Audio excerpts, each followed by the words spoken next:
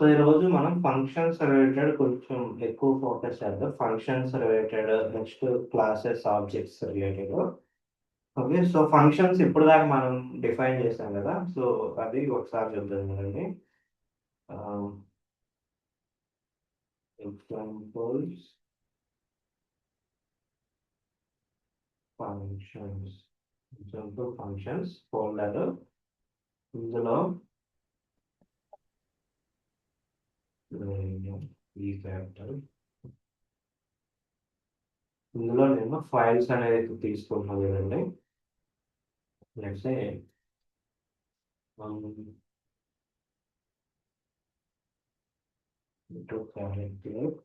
ఒక banking application అనేది ఉంటే, బ్యాంకింగ్ అప్లికేషన్లో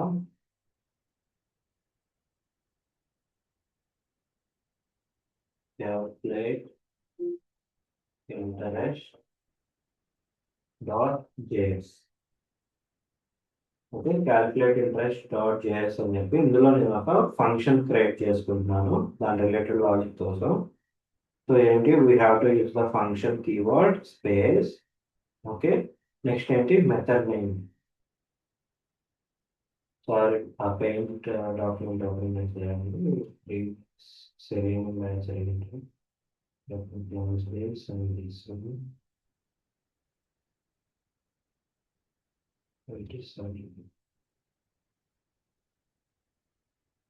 ఫంక్షన్ సింటాక్స్. ఓకే, ఇది ఫంక్షన్ సింటాక్స్ కదా, function keyword, next function name.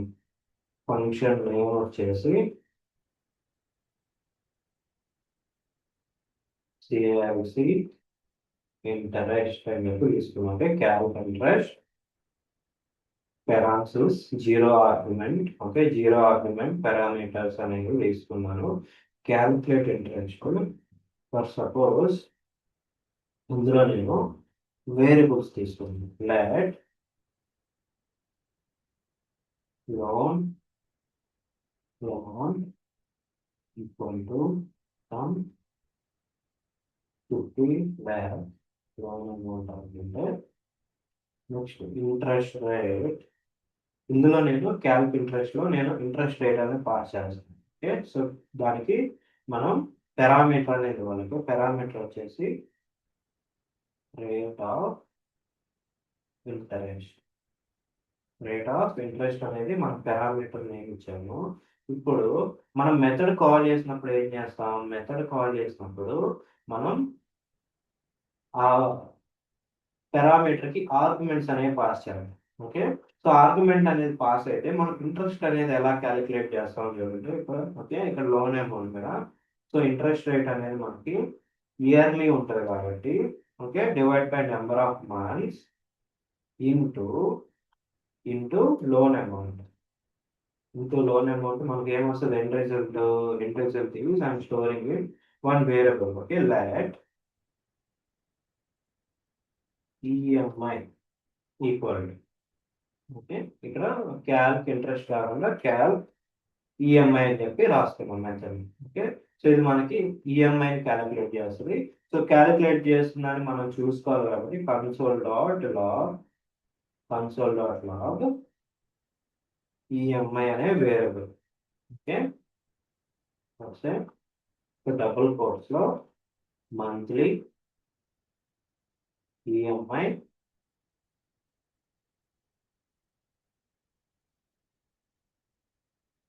Concatenation plus.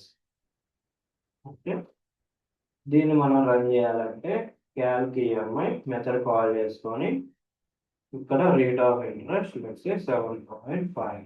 Okay, pass చేసి ఎలా రన్ చేస్తాము, we have to create a terminal. ఇందులో CD example functions, next no space calculate interest dot JS. Okay, so అంటే ఇది calculation అనేది మనకి perfect formula ఏం తెలియదు. ఓకే, రఫ్గా మనం సమ్ క్యాలిక్యులేషన్ అనేది చేస్తున్నాము, దాని అవుట్పుట్ అనేది సమ్ వచ్చింది. Okay, 3,12,005 something. Okay, some number అనేది వచ్చింది. మొత్తానికి ఇదేంటి, మనకి ఈఎంఐ క్యాలిక్యులేషన్ రిలేటెడ్ అనమాట. ఇప్పుడు మనకి రియల్ టైమ్ అప్లికేషన్స్ తీసుకుంటే ప్రాజెక్ట్స్ లో మనం ఫంక్షన్, ఓకే, ఫంక్షన్ పర్పస్ ఏంటి, ఫంక్షన్ అనేది ఎందుకు క్రియేట్ చేస్తాము. Close this notes, open notes, basic గా మనం ఫంక్షన్ అనేది ఎందుకు క్రియేట్ చేస్తామంటే purpose of the function means declare or defined once. Okay, declare or defined once, call or reuse many number of times. Okay, ఒకసారి function ని మనం declare చేసుకుంటాం. Okay, function related logic మనం ఒక సింగిల్ టైం రాసుకుంటాము. ఆ single time రాసుకున్నది మనకి మళ్ళీ ఎక్కడ కావాలంటే అంటే డిఫరెంట్ క్లాసెస్ లో మనం దాన్ని రీయూజ్ చేసుకోవాల్సిన దగ్గర మనం ఆ లాజిక్ మళ్ళీ మనం కాల్ చేయాలంటే ఆ లాజిక్ కి మనం ఒక పేరు అనేది పెట్టుకున్నాం. ఓకే, ఆ లాజిక్ కి మనం ఫంక్షన్ రూపంలో ఒక పేరు అనేది పెట్టుకున్నాము. ఓకే, ఆ పేరుని మనం కాల్ చేస్తే మనకి ఆ మెథడ్ లాజిక్ అనేది ఎగ్జిక్యూట్ అయింది. ఓకేనా, అంటే మనకి ఏదైనా లాజిక్ రిపిటేటివ్ గా సేమ్ ఫైల్లో కానీ సేమ్ డాట్ జేఎస్ ఫైల్లో కానీ డిఫరెంట్ ఫోల్డర్స్ లో డిఫరెంట్ డాట్ జేఎస్ ఫైల్స్ లో కనుక నేను కాల్ చేసుకోవాల్సిన రిక్వైర్మెంట్ ఉంటే మల్టిపుల్ టైమ్స్ నేను ఆ లాజిక్ ని ఫంక్షన్ రూపంలో క్రియేట్ చేసుకొని దానికి ఒక మెథడ్ నేమ్ అనేది ఇచ్చుకున్నాను. ఓకేనా, సో అది మనకి ఇప్పుడు ఈ మెథడ్ నేను సేమ్ డాట్ జేఎస్ ఫైల్లో కాల్ చేశాను. ఓకేనా, అలానే నాకు డిఫరెంట్ డాట్ జేఎస్ ఫైల్లో నాకు ఈ ఫంక్షన్ ని రీయూజ్ చేసుకోవాలి అంటే ఎలా రీయూజ్ చేద్దాము చూద్దాం. చూడండి, దానికోసం నేను ఇదే ఓకే సేమ్ ఫోల్డర్ లో నేను ఇంకొక డాట్ జేఎస్ ఫైల్ క్రియేట్ చేస్తాను. Okay, I'm creating under dot JS rate of interest. Okay, so దానికి సిమిలర్ గా చూద్దాం. క్యాలిక్యులేట్ ఇంట్రెస్ట్ అనేది చూసాం కదా, ఈఎంఐ క్యాలిక్యులేటర్ ఉంది. So based on EMI, next eligibility of next loan dot js. Okay, so నేను ఏం చేయాలంటే నెక్స్ట్ ఓకే, సో ఇది ఇంట్రెస్ట్ అంటే లోన్ ఈఎంఐ అనేది ఎంతైతే అవుతుందో శాలరీలో మనకు ఒక థంబ్ రూల్ ఉంటుంది. ఓకే, జనరల్ గా 40% ఆర్ 50% ని టోటల్ ఓవరాల్ శాలరీలో 50% మించి లోన్ అనేది ఉండకూడదు. ఓకేనా, ఇప్పుడు మనకి ఎలిజిబిలిటీ ఫర్ నెక్స్ట్ లోన్. ఓకేనా, వీడికి వేరే రిక్వైర్మెంట్ వచ్చింది, అంటే కార్ లోన్ తీసుకుందా అని చెప్పి వెళ్ళాడు. ఓకే, సో వాడికి కార్ లోన్ తీసుకోవాలంటే సిబిల్ అనేది బాగానే ఉంది, కానీ ఆ ఈఎంఐ అనేది ఆ 50%, ఓకే, కరెంట్ ఉన్న శాలరీలో 50% లోపల ఈఎంఐ అనేది అడ్జస్ట్ అవుతుందా లేదా, టోటల్ శాలరీలో 50% సమ్ ఆఫ్. ఓకే, ఇప్పుడు ఏదైతే హోమ్ లోన్ ఇంట్రెస్ట్ సంథింగ్ నడుస్తుందో ప్లస్ కార్ లోన్ రెండు ఈఎంఐ కలిపితే నాకు less than 50% of the salary. Okay, salary ఉండాలి. ఓకే, సో ఆ క్యాలిక్యులేషన్ రిలేటెడ్ మనం చేద్దాం అనుకుంటే ఇప్పుడు next eligibility of next loan EMI కోసం I I I'm creating another function అనమాట. ఓకే, సో అది క్యాలిక్యులేట్ చేయాలి కదా, ఇంకో ఫంక్షన్ క్రియేట్ చేస్తాను. Okay, function check eligibility. Okay, ఇలా మెథడ్ నేమ్ ఇచ్చుకుంటాము, బాడీ అనేది రాసుకుందాం, చెక్ ఎలిజిబిలిటీ. సో ఈ చెక్ ఎలిజిబిలిటీ చేయాలంటే మనకి డిపెండెన్సీ ఉంది. ఓకే, ఏంటి డిపెండెన్సీ అంటే first let total salary. Okay, let's total salary equal to let's ఒక 1,11,311 రూపీస్ అనుకున్నాము. ఓకే, ఇప్పుడు కరెంట్, ఓకే, ఇప్పుడు ఏదైతే లోన్ అప్లై చేస్తున్నారో లెట్ రిక్వెస్టెడ్ లోన్. ఓకే, ఇప్పుడు ఎంత లోన్ రిక్వెస్ట్ చేశాడు, లెట్స్ ఒక 20,000 EMI. Okay, 20,000 EMI. Okay, requested loan EMI. Already existing ఎంత ఉంది, ఎగ్జిస్టింగ్ లెట్ ఎగ్జిస్టింగ్ ది మనకి ఎక్కడి నుంచి వస్తుంది, మళ్ళీ నేను క్యాలిక్యులేట్ చేయాల్సిన పని లేదు. ఓకేనా, ఆల్రెడీ నాకు క్యాలిక్యులేట్ ఈఎంఐ, ఓకే, నేను ఇంట్రెస్ట్ రాశానండి. ఓకే, క్యాలిక్యులేట్ ఈఎంఐని చేయడానికి ఆల్రెడీ మాకు ఒక ఫంక్షన్ అనేది డిఫైన్ అయింది. ఆ లాజిక్ ని నేను మళ్ళీ ఇక్కడ రాసుకోవాల్సిన పని లేదనమాట. రాసుకోవాల్సిన పని లేకుండా directly, okay, I can reuse, okay, నేను రీయూజ్ చేసుకోవచ్చు అనమాట. ఆల్రెడీ నాకు డిఫైన్ అయిన ఫంక్షన్ ని నేను వేరే .js ఫైల్లో రీయూజ్ చేసుకోవచ్చు. ఓకే, ఎలా రీయూజ్ చేసుకోవాలంటే మనకి డైరెక్ట్ గా ఫంక్షన్ ని కాల్ చేస్తే రాదనమాట. ఓకేనా, ఫర్ సపోజ్ నాకేంటి ఫంక్షన్, ఈ ఫంక్షన్ క్యాల్కులేట్ ఈఎంఐ కదా, దీన్ని నేను దీని లోపల డైరెక్ట్ ఇలాగా క్యాల్క్ ఈఎంఐ అని చెప్పి ఈఎంఐ రేట్ ఆఫ్ ఇంట్రెస్ట్ ఇక్కడ నేను 8.2 పంపిస్తున్నాను. ఓకే, సో ఒకసారి దీన్ని రన్ చేస్తే చూడండి, మనకి ఎర్రర్ వస్తుంది. Node space eligibility of next loan dot js. Next loan dot JS. So ఇది మనకి ఐడెంటిఫై అవ్వట్లేదు. ఇది ఎగ్జిక్యూట్ అయితే మనకి ఏం అవ్వాలి, ఇది ఎగ్జిక్యూట్ అయితే మనకి ఇది రావాలి అవుట్పుట్, కానీ మనకి అది ఐడెంటిఫై అవ్వట్లేదు అనమాట. ఓకేనా, ఐడెంటిఫై అవ్వాలి అంటే ఏం చేయాలంటే we have to use import and export statements. ఓకేనా, ఎక్స్పోర్ట్ అండ్ ఇంపోర్ట్ స్టేట్మెంట్స్ ని యూజ్ చేయాలి. ఓకే, ఎక్స్పోర్ట్ అండ్ ఇంపోర్ట్ అంటే ఏంటంటే మనం డిక్లేర్ చేసిన దగ్గర, ఓకే, ఎక్స్పోర్ట్ ఎక్కడ యూజ్ చేస్తామంటే when method declare, okay, method declare చేసేటప్పుడు మనం ఆ మెథడ్ కి ఆ ఫంక్షన్ కి ఎక్స్పోర్ట్ అని చెప్పి స్టేట్మెంట్ యూజ్ చేస్తాం. ఓకే, ఎక్స్పోర్ట్ అనే కీవర్డ్ అనమాట. Okay, okay, unless that is exported we cannot reuse in the other files. Okay, export చేయకుండా మనం వేరే ఫైల్స్ లో దాన్ని యూజ్ చేసుకోలేము అన్నమాట.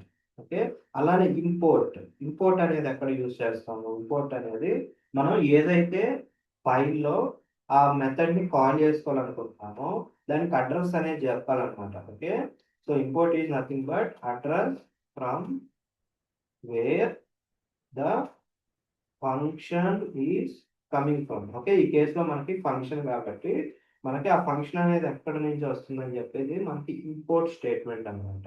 ఓకే, సో ఇప్పుడు నేను క్యాలిక్యులేట్ ఇంట్రెస్ట్ కి నేను I need to export this. Okay, నేను దీన్ని ఎక్స్పోర్ట్ చేయాలనుకున్నా కాబట్టి I have to use the export keyword అనమాట. ఓకేనా, ఎక్స్పోర్ట్ కీవర్డ్ అనేది యూజ్ చేశాను. ఓకే, ఇక్కడ నేను కాల్ చేయట్లేదు, ప్రజెంట్ దీన్ని కామెంట్ చేసేసాను. ఓకే, దీన్ని కామెంట్ చేశాను ఎక్స్పోర్ట్ కీవర్డ్. నేను ఇక్కడ దీన్ని రీయూజ్ చేసుకోవాలనుకుంటున్నాను కాబట్టి I need to import this అనమాట. ఓకే, ఎలాగ import, we have to use the import keyword. Okay, దేన్ని ఇంపోర్ట్ చేద్దాం అనుకుంటున్నాము, మెథడ్ నేమ్. ఓకే, సో ఇలాగ కర్లీ బ్రేసెస్ లో మెథడ్ నేమ్ ఏంటి, క్యాల్క్ ఈఎంఐ. ఓకే, పారామీటర్స్ ఏం పెట్టాల్సిన పని లేదు, జస్ట్ ఆ మెథడ్ నేమ్ ఆ ఫంక్షన్ నేమ్ పెట్టేసి ఫ్రమ్ ఎక్కడి నుంచి వస్తుంది అంటే మనకి within double quotes or single quotes dot forward slash. Okay, dot forward slash represents the, అంటే ఈ పర్టికులర్ ఫోల్డర్ లో నుంచే ఏ ఫైల్ నుంచి వస్తుంది అనేది చెప్పాలన్నమాట. ఓకే, సో ఇక్కడ ఎక్స్టెన్షన్ డాట్ జేఎస్ అనేది ఇవ్వాలంటే మనకి dot Java S, okay, dot JavaScript file నుంచి వస్తుందని చెప్పి. Okay, dot represents the current, okay, current directory. Okay, మనం ఎక్కడైతే ప్రజెంట్ ఫోల్డర్ లో ఉన్నామో ఆ కరెంట్ డైరెక్టరీలోనే మనకి వేరే డాట్ జేఎస్ ఫైల్ అనమాట. ఓకే, సో ప్రస్తుతానికి నేను ఏం చేస్తాను అంటే ఈ క్యాల్క్ ఈఎంఐని I'm calling, okay, outside. Okay, outside పెట్టాను, సేవ్ చేసి let me run it. Okay, so ఇది దేనికి వచ్చింది, 8.2 ఇంట్రెస్ట్ కి ఇంత ఈఎంఐ వచ్చింది.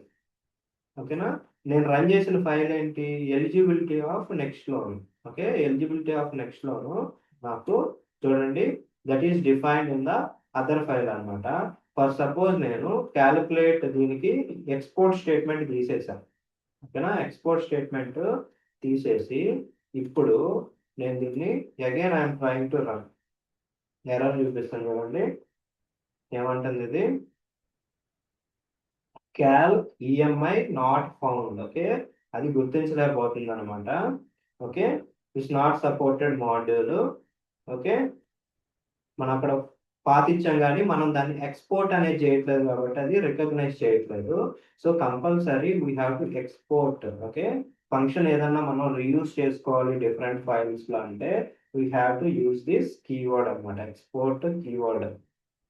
ఓకే, ఎక్స్పోర్ట్ కీవర్డ్ యూజ్ చేస్తేనే మనం దాన్ని రీయూజ్ చేసుకోగలం అనమాట. Okay, let me keep it here. Let's call this ones control S. ఇప్పుడు ఏం చేద్దాం అంటే మనం ఇక్కడ లాజిక్ రాద్దాం. ఓకే, సో ఇక్కడ లాజిక్ రాద్దాము. రిక్వెస్టెడ్ లోన్ ఈఎంఐ, ఇప్పుడు మనకి క్యాలిక్యులేట్ ఈఎంఐ చేస్తే ఒక అమౌంట్ వస్తుంది కదా. సో దాన్ని మనం ఏం చేయాలి, క్యాప్చర్ చేసుకోవాలన్నమాట. అంటే వేరే మెథడ్లో ఏదైతే మనకు అవుట్పుట్ వస్తుందో దాన్ని ఈ మెథడ్లో క్యాప్చర్ చేయాలంటే ఆ మెథడ్కి మనకి రిటర్న్ టైప్ అనేది ఇవ్వాలన్నమాట. ఓకే, మనకు అర్థం కావడానికి ప్రింట్ స్టేట్మెంట్ ఇచ్చాము, but we have to use the return statement. ఓకేనా, రిటర్న్ స్టేట్మెంట్ అంటే ఆ మెథడ్ అనేది ఎగ్జిక్యూట్ అయిన తర్వాత మనకి రిటర్న్ అనేది చేస్తున్నట్టు అనమాట. ఓకేనా, దీన్ని రిటర్న్ చేస్తుంది, ఈఎంఐని రిటర్న్ చేస్తుంది. We have to capture that EMI అనమాట. ఓకే, ఈఎంఐని లెట్ హోమ్ ఈఎంఐ అని చెప్పి స్టోర్ చేసుకున్నాను. ఓకే, హోమ్ ఈఎంఐ అని చెప్పి వచ్చింది. ఇప్పుడు నేను ఈ మొత్తం డేటాను యూజ్ చేసుకొని లాజిక్ అనేది రాసుకోవాలి. ఓకేనా, లాజిక్ అనేది ఎలా రాస్తాను, సో టోటల్ శాలరీలో నుంచి, ఓకే, ఇఫ్ కండిషన్ తీసుకునేది total salary is, okay, first ఏం చేద్దాం అంటే ఈ టోటల్ శాలరీలో 50% క్యాలిక్యులేట్ చేయాలి. ఎలా క్యాలిక్యులేట్ చేస్తాము, టోటల్ శాలరీలో 50% అంటే డివైడెడ్ బై 2. ఓకేనా, డైరెక్ట్ ఇక్కడ డివైడ్ బై 2 వేయచ్చు. Otherwise let eligible salary for EMI 50% అనుకుంటే ఈ టోటల్ శాలరీకి డివైడ్ బై 2 వేస్తే విల్ గెట్ 50%. ఓకే, ఈవెన్ నెంబర్లో తీసుకుందాం, ఇప్పుడు లాస్ట్లో 2 తీసుకుందాం. ఓకే, సో ఇప్పుడు eligible salary, okay, is less than or equal to, okay, దీనికన్నా మనకి ఏమేమి తక్కువ ఉండాలి, okay, requested loan EMI plus home EMI. Okay, loan EMI ఏదైతే మనం ఇప్పుడు రిక్వెస్ట్ చేసామో ప్లస్ ఎగ్జిస్టింగ్ హోమ్ ఈఎంఐ రెండు కలిపితే మనకి ఎలిజిబుల్ లో I mean eligible for loan EMI అనేది తక్కువ ఉండాలి. Okay, less than or equal to, okay, less than or equal to ఉంటే then what we can do is console dot log sanction new loan. Okay,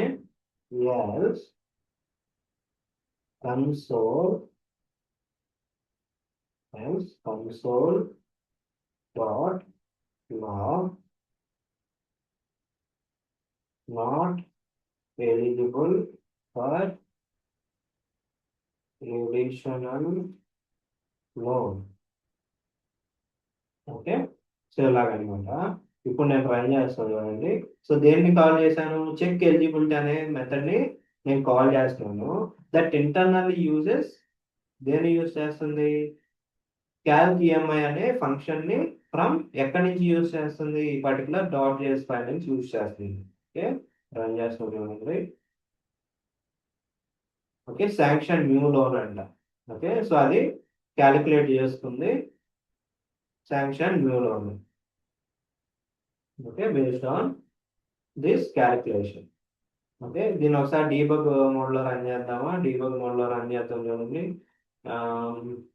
okay, 6th line దగ్గర పెడతాను debug point. Let me run in JavaScript debug terminal. ఇందులో first we need to redirect to example functions. Next, node space eligibility of next node dot yes. Debug మోడ్లో enter wait చేద్దాం.